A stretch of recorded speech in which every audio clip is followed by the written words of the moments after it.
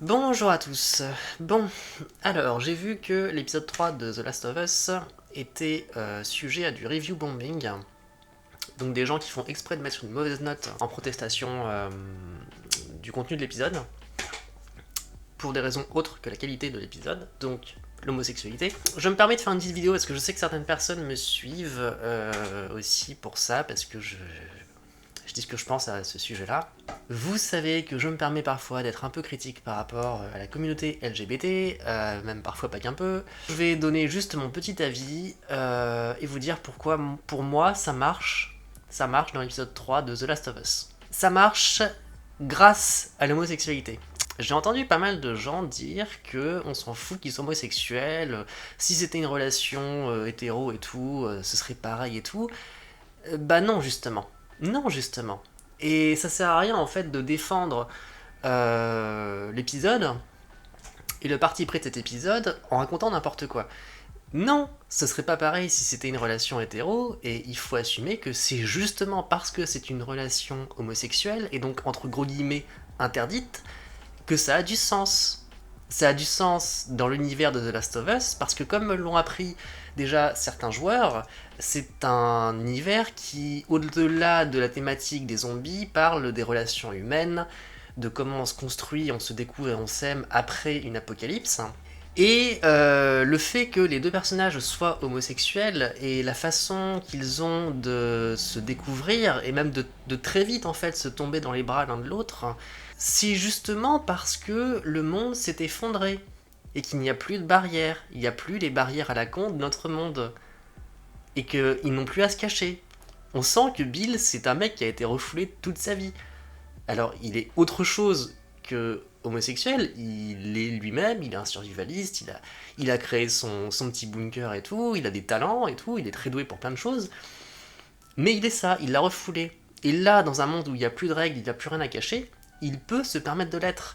Mais ça a du sens justement parce qu'il est homosexuel et parce que c'est encore tabou, malheureusement, dans notre monde, comme on le voit avec justement ces critiques contre l'épisode.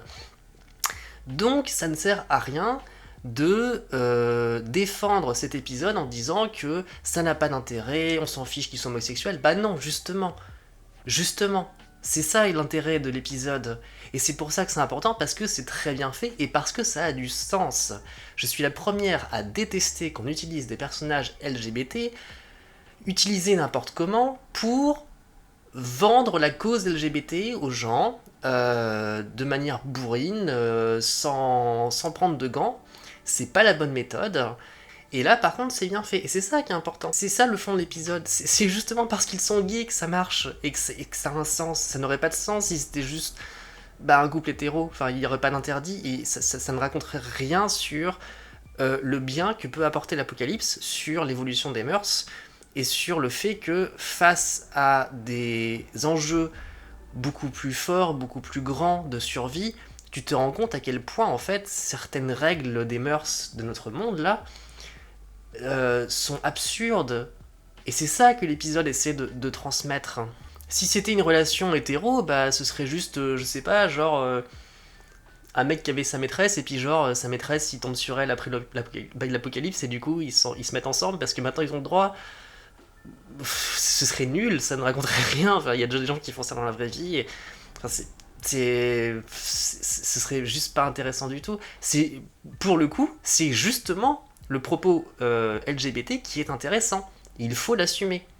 Il faut pas le défendre n'importe comment et il faut justement en être fier. Bah vous le savez, j'en ai un peu marre de ce terme de fierté LGBT parce que bah je veux dire tu nais comme ça donc t'as pas à être fier de quoi que ce soit, enfin t'es ce que t'es quoi, c'est tout, enfin bref. Mais là par contre, cet épisode, il peut être fier de ce qu'il avance, il peut être fier de son intelligence, parce qu'il utilise le matériau de la cause LGBT et il en fait quelque chose qui fonctionne en harmonie, en symbiose avec son sujet, avec un monde post-apo. Et ça, c'est super fort. Maintenant, je vais apporter un peu de nuance à mon propos, comme je fais d'habitude sur ce sujet-là. Est-ce que c'est intelligent, dès qu'on voit un commentaire contre l'épisode, de tout de suite sortir la grosse étiquette homophobe et puis dire tu te tais, tu te casses, je te bloque, je te banne, je veux pas t'entendre, t'es méchant, t'es le méchant. Non, ce n'est pas intelligent de faire ça, il faut évoluer. Et du coup, pour revenir par rapport à ce que je disais au début sur la façon erronée dont certains défendent l'épisode en disant qu'en fait on s'en fiche si c'est homosexuel, le problème en fait c'est que il y a beaucoup de gens qui sont cis et qui s'accaparent la cause LGBT et qui ne savent pas en parler. C'est très gentil, l'intention est bonne, mais arrêtez ou mesurez-vous parce que vous savez pas en parler en fait et vous causez plus de mal que de bien. Et ça me fait penser, à la fin d'année dernière, j'avais vu sur un stream un mec que je suis encore un peu et qui n'a rien dans sa vie de LGBT, mais qui s'est accaparé la cause avec sa communauté, là, qui en parle, et qui essaie d'en parler comme s'il connaissait le sujet, alors qu'il ne le ressent pas au fond de lui, il ne l'est pas. Il disait que ce n'est pas grave, en fait, si, notamment Netflix et tout, il bourre comme ça des productions avec des thématiques et des personnages LGBT, c'est pas grave si c'est mal fait, l'important c'est de bien bourrer le message, et puis ensuite on pourra faire des trucs de qualité. Non mais what the fuck quoi, si c'est pour dire des conneries pareilles, mais taisez-vous quoi, taisez-vous, vous nous faites du mal en fait. C'est gentil, hein, c'est gentil, je sais que l'intention est bonne, mais c'est complètement con.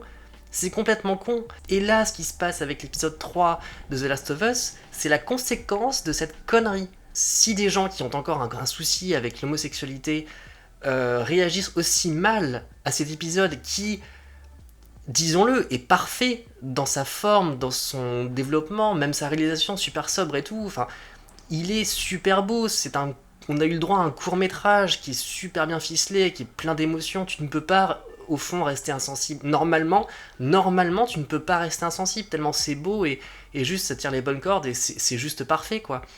Donc, s'il est aussi mal reçu, ça veut dire qu'il y a un biais cognitif chez ces personnes-là qui n'arrivent même plus, en fait, à rentrer dans un truc parfait, qui parle parfaitement du sujet.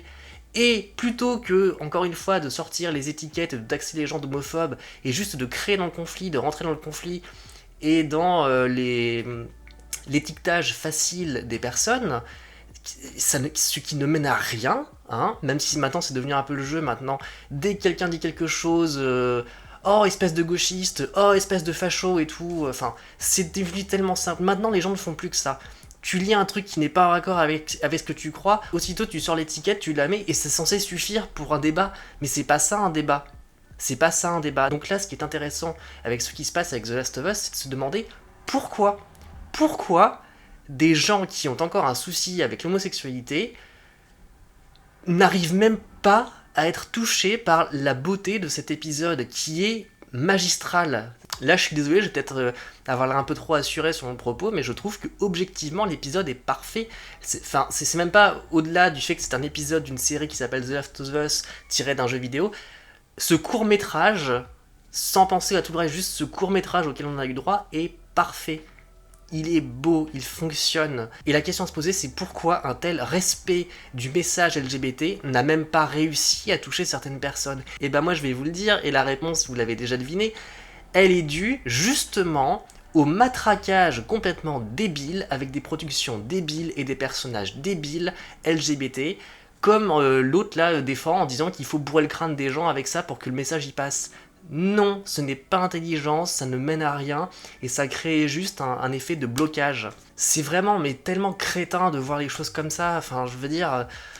Putain, mais moi je déteste les épinards, j'ai jamais aimé ça, c'est pas en m'en faisant bouffer de force que je vais aimer ça. Par contre, si un jour je vais dans un grand restaurant et que c'est bien préparé et tout, par un grand chef qui sait comment harmoniser les goûts pour que son plat soit aimé d'à peu près tout le monde, là peut-être que j'aurai une chance de peut-être plus apprécier et de me mettre à manger des épinards. Référence culinaire à la con, hein, désolé, hein, mais franchement, vu votre niveau, c'est compliqué de pas se rabaisser avec ça, quoi. Et ça vaut pour toutes les strates LGBT. Par rapport à mon cas, TF1 avait fait une série il y a quelques années là avec une personne transgenre qui revenait vivre dans son quartier là. C'était une femme trans en fait qui revenait vivre dans le quartier où elle avait vécu en tant qu'homme avec son ex-femme et qui s'installait juste en face de chez elle, je crois, si je me rappelle bien. Elle a acheté la maison qui était en face de son ex-femme. Et du coup, elle vivait sa vie en tant que femme face à son ex et tout, et elle l'a provoqué, et il y avait une image complètement dégradante où genre, elle était devenue une femme, donc genre, elle passait la tondeuse avec des talons aiguilles et en robe à fleurs, quoi. C'était mais complètement stupide, ridicule, et c'est typiquement ce genre de conneries qui fait qu'on passe pour des connes. Vous prenez par exemple Sense8, la série de Lana Wachowski, qu'on aime ou pas, le personnage de Nomi, oui elle est trans, mais son personnage il est autre chose que ça. C'est une hackeuse, si je me rappelle bien, elle est douée pour ça, elle est dans l'action et tout, elle est intelligente et voilà quoi, c'est tout. Il y a une très belle scène au début par rapport à sa transition, quand on l'a fait s'évader de l'hôpital pour la sauver de sa mère. Mais après ça, en fait, c'est juste un personnage, quoi. Elle est trans, oui, et il y a 2-3 trucs comme ça dans les dialogues qui le rappellent, mais c'est autre chose que ça. Elle est autre chose que ça, elle vaut pour autre chose que ça. Et je crois que le personnage a été plutôt bien apprécié et tout ça. Et c'est comme ça qu'il faut faire. Faut le faire avec justesse, avec respect en fait. Et ça vaut pour tout. Là en ce moment, on est en train de parler beaucoup de Hogwarts Legacy et donc de J.K. Rowling et de toute la polémique autour. J.K. Rowling, elle a commencé juste par dire 2-3 vérités, l'herbe est verte, l'eau ça mouille, voilà, c'est tout quoi. Et elle s'est prise un torrent de haine par des gens qui ne vivent que par ça, qui ne vivent que par leur genre, qui ne sont rien d'autre dans leur vie, et qui défendent que ça. Et évidemment qu'elle s'est radicalisée, elle est face à un bloc, elle se rend compte qu'elle peut même pas parler avec juste un truc, une cause sur laquelle elle réfléchissait, elle se disait tiens, il y a peut-être un truc à réfléchir là-dessus, peut-être que c'est pas tout rose et que il y a peut-être des choses à éviter et tout. Elle s'est prise un mur, donc évidemment elle s'est radicalisée. Mais maintenant il lui arrive souvent de raconter des conneries et d'être trop extrême, évidemment. Et le problème c'est que comme elle s'est radicalisée, et bah du coup l'opposition s'est radicalisée elle aussi, et du coup on est comme ça et ça n'avance pas. Et il y en a ras-le-bol, il serait peut-être temps de grandir un petit peu. Et là c'est pareil, ça ne sert à rien de traiter de tous les noms les gens qui n'ont pas aimé The Last of Us épisode 3. Il faut comprendre pourquoi on en est là. Et moi, je suis convaincu que c'est l'omniprésence de contenu LGBT mal foutu, mal branlé, irrespectueux, juste pour faire genre, regardez, on est tellement inclusif, sauf que ça ne parle pas bien de la cause, du problème, ça arrive avec des gros sabots, ça provoque les gens, et c'est pas la bonne manière de faire.